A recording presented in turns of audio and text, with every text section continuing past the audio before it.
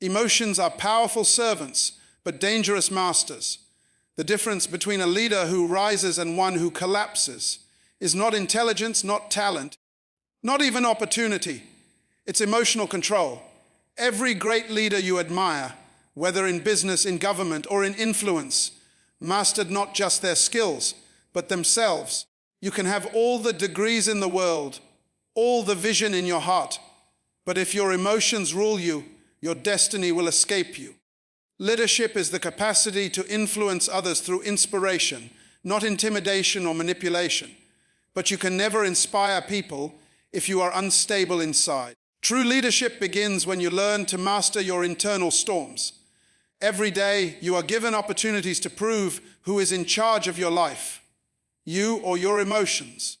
The moment something doesn't go your way, when someone disrespects you, when a plan collapses or you feel ignored, life is watching to see your response.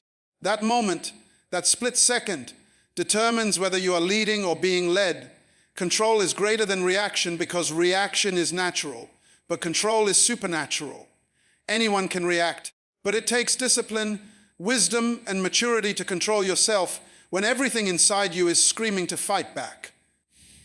You see, reaction is what the average person does. Someone cuts them off in traffic, and immediately they shout, they curse, they hit the horn like it's a weapon. But control is the man or woman who takes a deep breath and says, "It's not worth my peace." Control is when you recognize that your destiny is too big to be distracted by temporary emotions. Reaction burns bridges, but control builds influence. Look at the people you admire, the mentors, the leaders, the icons. They are calm under pressure. They think before they speak. They don't allow circumstances to dictate their behavior. Why? Because they understand that emotional outbursts can destroy credibility in a moment. One angry response can ruin years of good reputation. You can be a leader for 10 years and lose it all with one reaction. That's why Dr. Myles Munroe said, the greatest form of leadership is self-discipline. If you cannot control yourself, you cannot lead anyone else. When someone insults you, when life throws an unexpected storm, when people lie about you, your first instinct will be to defend yourself. But a wise person knows that silence is sometimes stronger than speech. Your reaction reveals your maturity more than your words do. There's power in pausing. There's strength in stillness. Every time you pause before reacting, you are teaching your emotions who's boss. Think of the lion.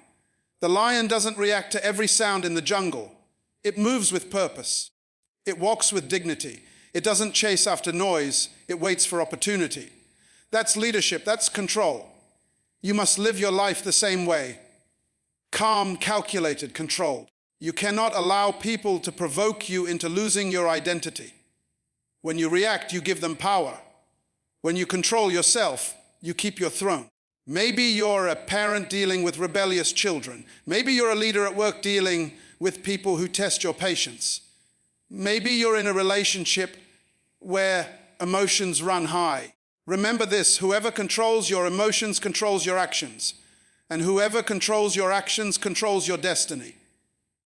Don't hand that power away so cheaply. When you allow anger to take over, you are giving the keys of your future to the person who upset you. Every time you react without control, you create a future you didn't plan.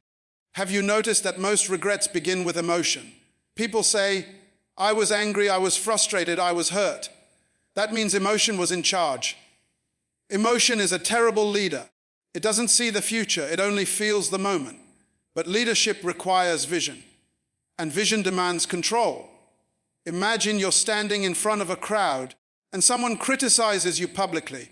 You have two choices: to react instantly and defend yourself, or to smile and respond later with wisdom. The first choice gives you satisfaction for a moment, but damages your image for years. The second choice demands humility, but builds respect that lasts. Control is not weakness, it's mastery. It's the ability to manage your inner world when the outer world is shaking. People who control their emotions rise faster in life because the world trusts stability. No one follows instability. You can be talented, gifted, and intelligent, But if you are emotionally unpredictable, people will fear you, not follow you. A calm leader creates calm followers. A stable heart creates a stable environment. The way you respond teaches people how to treat you. If you react emotionally, they'll manipulate you emotionally. If you remain steady, they'll respect you deeply. Think about Joseph in the Bible when his brothers sold him into slavery. He had every reason to react with bitterness and vengeance when he finally met them again. But instead, he showed control. He chose forgiveness over reaction. That decision positioned him as a ruler over Egypt. His control became the gateway to his destiny. Sometimes your self-control is the final test before your promotion. Maybe you've been betrayed recently. Maybe someone broke your trust, lied to you, or made you look foolish. Don't react. Smile. Stay silent. The universe always fights for those who stay calm. Your peace is your weapon. Every time you remain calm under pressure, you are teaching your future that you are ready for more. You are saying, I can be trusted with influence because I can control myself when things go wrong. Control doesn't mean you don't feel pain. It means you don't let pain lead you. It doesn't mean you don't get angry. It means you channel that anger into purpose. It means you say, I will not allow temporary emotions to destroy permanent blessings. That's why leaders rise, not because they don't feel, but because they've mastered what they feel. So next time life presses you, breathe. Don't rush to speak. Don't rush to act. Let the storm pass, and when it does, you will realize that you didn't need to fight the storm. You just needed to remain still enough for the storm to pass around you. The world belongs to those who stay calm when others panic. That's how leaders master their emotions, by choosing control over reaction every single day. Understanding your emotional triggers is one of the most powerful things you will ever do in your journey of leadership. Because the truth is, you cannot control what you do not understand. You cannot manage what you cannot identify. Many people spend their lives reacting to situations without realizing that the real battle is not with the people around them. It's with the emotions inside them. The problem is not the storm outside, it's the storm that rises within you. If you can calm the storm inside, no storm outside can shake you. You must take time to study yourself. Ask yourself, what makes me angry so quickly? What makes me shut down? What causes me to overthink or feel insecure? These questions are not weakness. They are wisdom. The most dangerous person in the world is not the one who has enemies. It's the one who doesn't know what's happening inside their own heart. Because what you don't know about yourself will always control you. The moment you identify your triggers, you regain power over them. Imagine a leader walking into a meeting. One comment from a team member makes them feel disrespected. Instantly their tone changes. They raise their voice. They lose composure. The meeting turns into tension. Later, they regret how they handled it. That wasn't leadership, that was a trigger. Something in that moment connected to an old wound, maybe from childhood, maybe from years of not being valued, and it hijacked their emotions. Most people are not reacting to the present, they are reacting to their past. The face they're angry at is just a reflection of an old pain. When you understand this truth, you stop blaming people for your emotions. You start learning yourself. You start saying, why did that comment bother me so much? Why did that rejection hurt me that deeply? That's maturity. Self-awareness is the beginning of mastery. Dr. Myles Munroe once said, you will never change what you do not confront. The moment you confront your triggers, you begin to free yourself from emotional slavery. Maybe your trigger is being overlooked. Maybe you worked hard, gave your best, and people still ignored your efforts. That silent pain becomes a seed. The next time someone fails to acknowledge you, that seed sprouts into anger or withdrawal. But when you understand that trigger, you can pause and say, I'm not upset because of this moment. I'm upset because of a wound I never healed. That is wisdom. That is leadership. A wise person studies their emotions the way a scientist studies a discovery. They observe, they take note, they learn. They don't say, that's just how I am. No, that's not how you are. That's how you've allowed yourself to remain. When you say, I have a short temper, what you're really saying is, I've refused to confront the roots of my impatience. Growth begins when you stop making excuses for emotional immaturity. Think of life like a piano. Every key you press creates a sound. In the same way, every experience presses a key inside you. Some keys create peace, others produce anger or pain. People around you will unknowingly press those keys. The question is, which ones still produce chaos in you? If you don't identify them, you'll spend your life blaming the pianist instead of tuning the piano. The goal is not to silence your emotions. It's to tune them until they play harmony instead of noise. Imagine being in a relationship and your partner forgets something important. You immediately feel disrespected, unloved, or unimportant. But pause for a moment. Are they truly disrespecting you? Or are they pressing an old key from a time when someone made you feel forgotten? That's how triggers work. They disguise the past as the present. They convince you that you're angry at people, when in reality you're angry at memories. The only way to heal is to separate the two. Leaders who understand their triggers cannot be easily manipulated, because people can only control you through what you don't understand about yourself. If someone knows that criticism makes you defensive, they can use it to control you. If someone knows that rejection makes you emotional, they can use it to distract you. But once you recognize those patterns, you become unshakable. You can say, I see what's happening, but I choose peace. That is strength. That is power. In the world of leadership, emotional awareness is more important than titles. You can be a CEO, a pastor, a parent, a teacher. But if you don't understand your triggers, you will make decisions based on wounds instead of wisdom.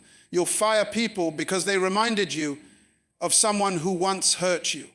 You'll withdraw from opportunities because they make you feel the fear of failure again. Unhealed emotions are silent saboteurs. They will whisper lies in your mind and make you think they're truth. There's a story of a young leader who lost his temper in a meeting after being corrected by his mentor. Later, the mentor pulled him aside and said, "You didn't lose your temper because I corrected you. You lost your temper because you still hate being wrong." That lesson changed him forever. He realized that every outburst is a mirror. It reflects what's unhealed, unresolved, and unmanaged. The best investment you can make in yourself is emotional education. Spend time learning your patterns. Write down moments that made you angry or afraid. Study them like lessons, because life will keep repeating the same test until you pass it. If you don't understand your triggers, life will keep bringing people who press them. The same offense will come in different faces until you learn how to rise above it. Understanding your emotional triggers is not about becoming emotionless. It's about becoming emotionally intelligent. It's about knowing when to pause, when to breathe, and when to speak. It's about recognizing this feeling is real, but it's not permanent. This pain is loud, but it doesn't define me. Once you reach that level of awareness, no one can steal your peace without your permission. You become like a calm river, deep, steady, unmoved by the wind. People can say what they want, do what they want, but your response is guided by purpose, not by pain. Because once you understand your triggers, you don't let them pull you. You use them to push you toward growth, toward clarity, toward mastery. That's when you rise above emotion and start living from wisdom. And that is where real leadership begins. Every decision you make is shaping your future, molding your reputation, and directing your destiny. The problem is, most people make permanent decisions in temporary emotions. They speak when they are angry, they quit when they are tired, they walk away when they are hurt, and they regret it later. A true leader knows that emotions are like waves, powerful but temporary, and no wise captain steers the ship during a storm. You wait for the water to calm before you change direction, because decisions made in emotion are decisions made in blindness. When your heart is on fire, your mind is clouded. You stop seeing possibilities, you only see pain. You stop hearing reason, you only hear emotion. That's why so many people destroy opportunities that were meant to bless them. Not because the opportunity was wrong, but because their emotions made it look wrong. You must learn to pause before you decide. You must learn to breathe before you speak. You must train your soul to wait until the noise inside you becomes silent enough for wisdom to speak. Picture this: you're at work and your boss criticizes your effort in front of everyone. You feel humiliated, angry, ready to quit. Your heart is racing and your pride is shouting, "Walk out. You don't deserve this." That's emotion talking. But if you leave that moment and come back to it tomorrow with a calm heart, you may realize that quitting would have cost you more than the moment ever did. Leaders don't let emotion dictate action. They let wisdom direct response. They don't make decisions when they're burning. They wait until they're balanced. Have you ever sent a message or email in anger? You hit send because it felt right in the heat of the moment. Hours later, you read it again and think, why did I say that? That's the danger of emotional decision making. What feels right in a moment of heat can look foolish in a moment of calm. A leader must develop the discipline to delay reaction until peace returns.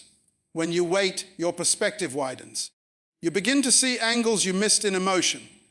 You start to realize that maybe the person didn't mean to hurt you. Maybe the delay wasn't rejection but protection. Maybe what looked like a loss was preparation for something greater. Dr. Myles Munroe said something profound. The greatest test of leadership is how you handle failure, criticism, and crisis. And every one of those moments comes wrapped in emotion. It's easy to be composed when everyone praises you. But when people lie about you, betray you, or misjudge you, your emotions rise like fire. That's when leadership begins, in the moment you feel like reacting, but choose to respond with wisdom. Because your reaction reveals your level of growth. Leaders who decide in emotion often regret in reflection. That's why the most successful people in life don't make decisions immediately when they're angry or afraid. They create a gap between feeling and action.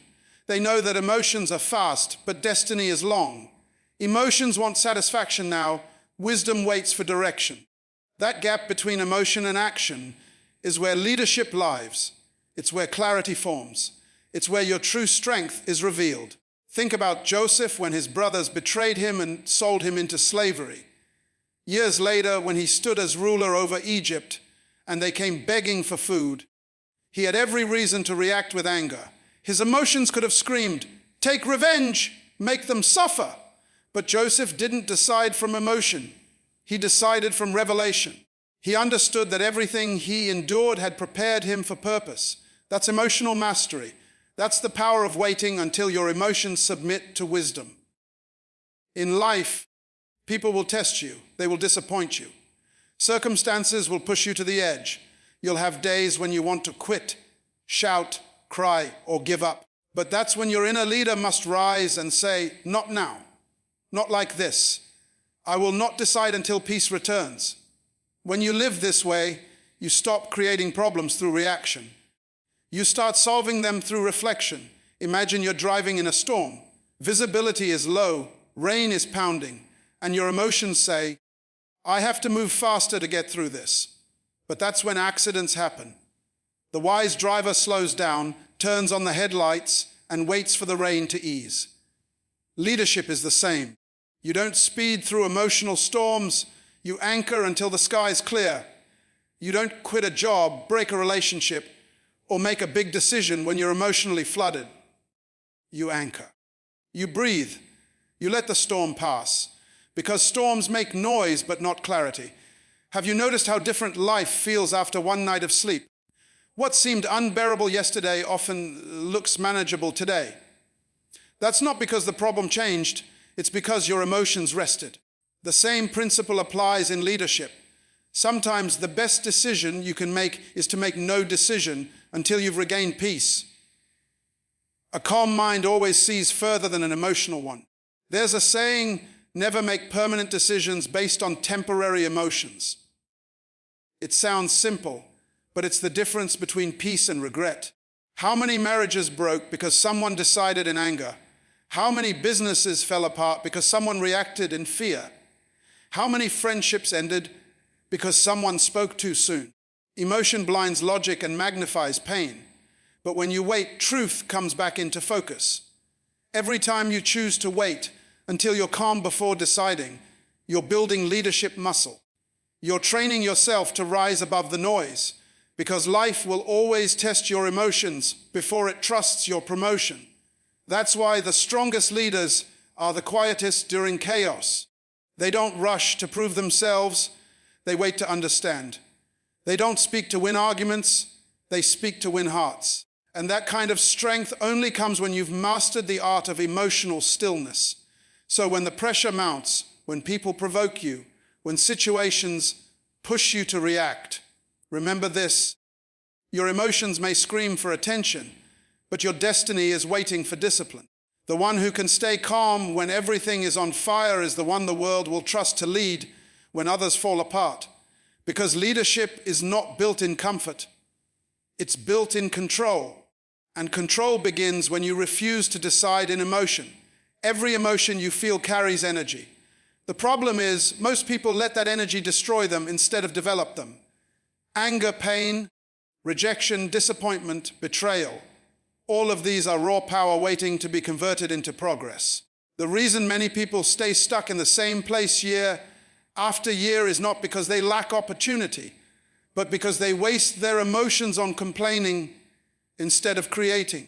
Every great leader you admire learned how to take emotional pain and turn it into emotional power. They discovered that what tried to break them could actually build them if they used it right. When you feel angry, that is not the time to explode, it's the time to focus. Anger is energy, and energy is neutral until you give it direction. A leader uses anger as motivation, not destruction. They don't let it burn people, they let it burn excuses. The next time someone underestimates you, don't get emotional, get intentional. Take that insult and turn it into inspiration. Let their doubt become your drive. That's what champions do.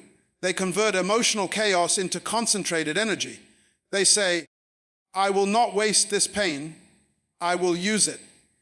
Think about the story of a young athlete who was told he wasn't good enough to play for the school team. Instead of crying, he trained every night until midnight. The rejection hurt him, but he let that hurt push him harder. The next year, he didn't just make the team, he became the captain. That's emotional alchemy, turning rejection into fuel. Every time someone tells you you can't, you should hear, you must. Every tear you cry is evidence that your heart is alive, and that same heart can produce greatness if you channel it right. Pain is not your enemy, it's your raw material. Every visionary has had moments when life hit them hard. They felt betrayed, abandoned, misunderstood. But they refused to waste that season. Instead, they said, if this is happening to me, it must be preparing me. The pain that was meant to stop them actually sharpened them. The rejection that was meant to destroy them actually redirected them toward their real assignment. When you stop asking, why me? And start asking, what is this teaching me? You begin to rise, because growth doesn't come from comfort, it comes from conflict. Fear is another emotion that carries hidden power. Most people run from fear, but leaders use it as a signal. Fear shows you what matters. You only fear what you value. If you're afraid to fail, it means success is important to you. If you're afraid to speak, it means your voice carries power. Instead of letting fear paralyze you, let it prepare you. Fear is the mind's way of saying, get ready. When you feel afraid, don't pull back, push forward. The fact that you're nervous means you're growing. Courage is not the absence of fear, it's moving forward despite it. There was a young woman who dreamed of starting her own business, but feared people's opinions. Every time she thought about launching, she'd freeze. One day, she realized that fear itself was energy, adrenaline in disguise. So instead of fighting it, she used it. She said, if I'm going to be scared, I might as well be scared while moving. She took one step, then another.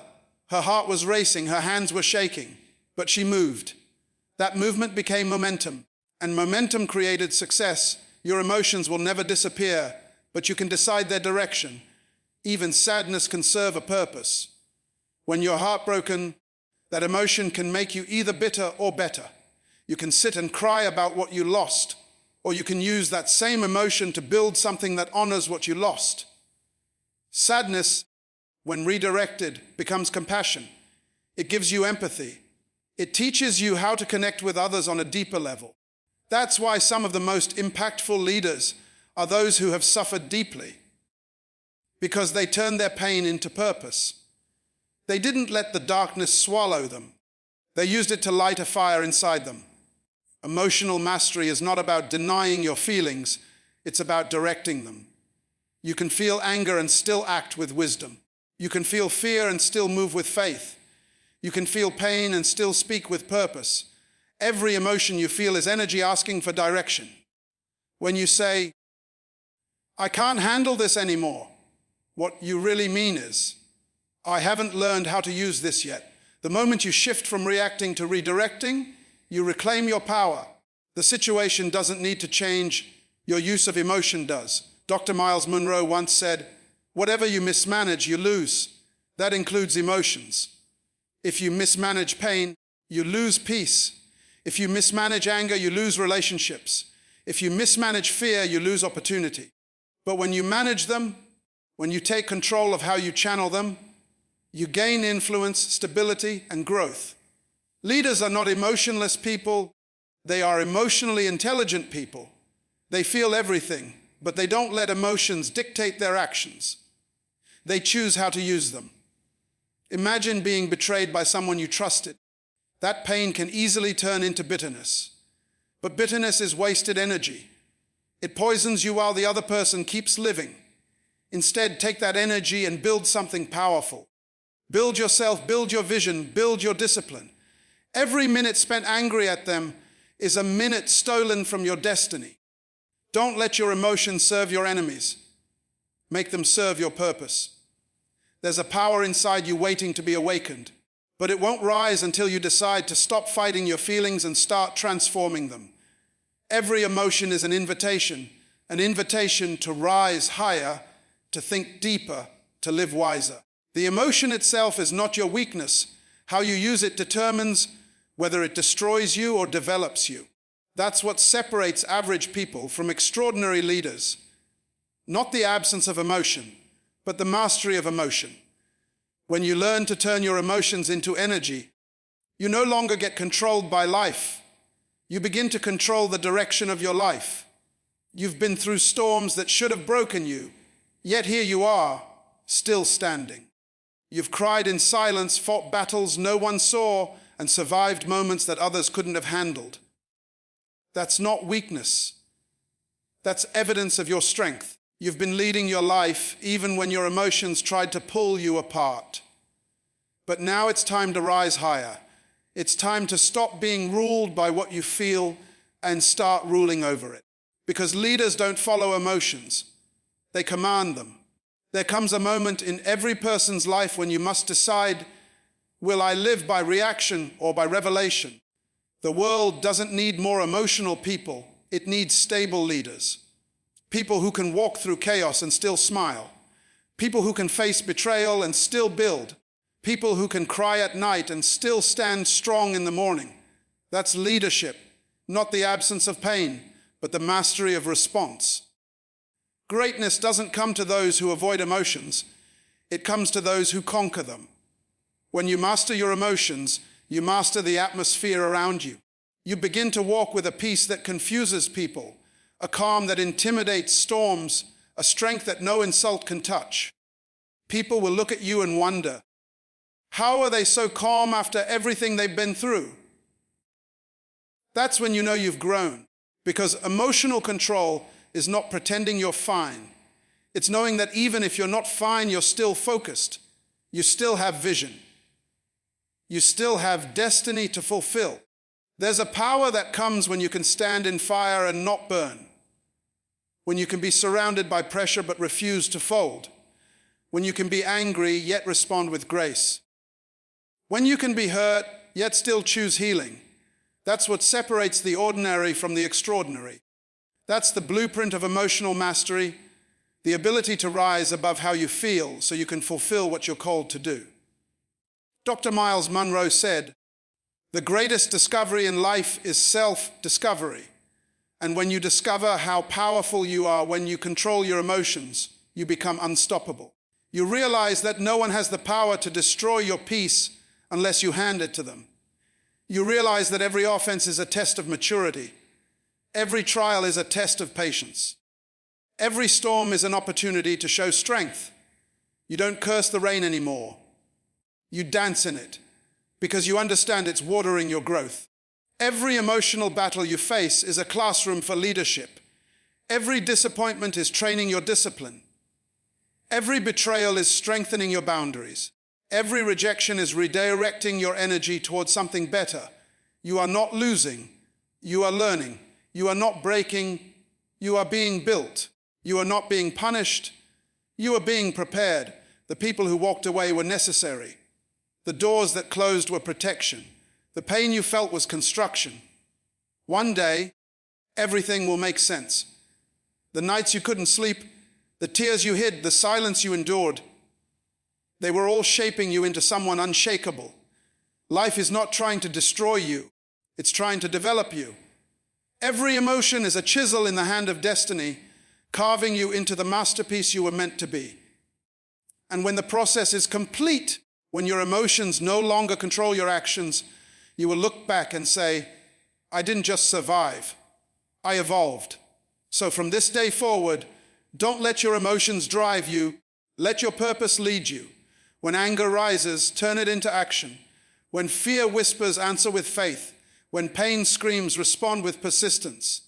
You are stronger than the noise inside you. You are greater than the chaos around you.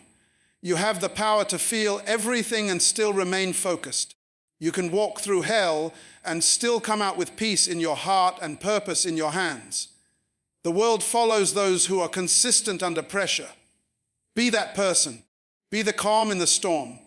Be the one who doesn't flinch when others panic. Be the one who knows that storms don't break leaders. They reveal them. You are that leader. You are that voice. You are that force. So stand tall, breathe deep, and remember emotions are not your enemy. They are your energy. Control them, and you control your world. Because the one who conquers their emotions conquers their destiny.